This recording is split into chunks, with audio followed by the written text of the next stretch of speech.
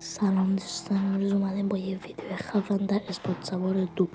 همونطور که گفتین خیلی درخواست زیادی داشتین چطوری می 263 تا میره. منم گفتم بیام بهتون یاد بدم. پس یوتیوب رو لایک فالو کنید.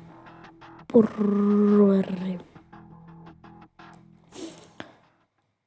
خب این ما میریم تو فروشگاه، وسایل منو میزنیم. بعدش این وسایلایی که واسهتون نشونه کردم همه اینا رو بگیرید.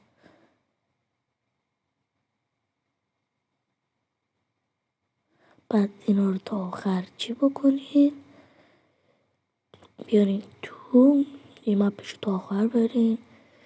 بعد الان باید بریم تست کنیم. شروع بازی میزنیم، جاده صاف انتخاب میکنیم. خب اول دستی رو میکشیم بالا، گوشی روشن میکنیم. دستی این چی هم میذاریم که حرف حدیثی نباشه. حالا دستی چی کردیم؟ ترمز دستی بریم کنیم. تور و موتور رو من رو 6 در عوض میکنیم مثل من. 0.483 ثانیه چی سلام ثانیه.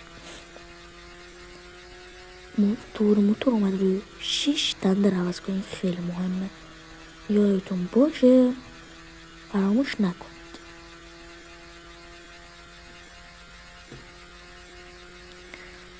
خب ما کنیم 220 داره میره.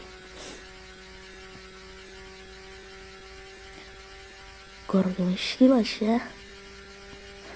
245 48 50 51 55 چرا میره 59 60 61 62 63. تقدیم به نگاه زیاد. لایک و فالو یادتون نره. خدا یار نگهدار.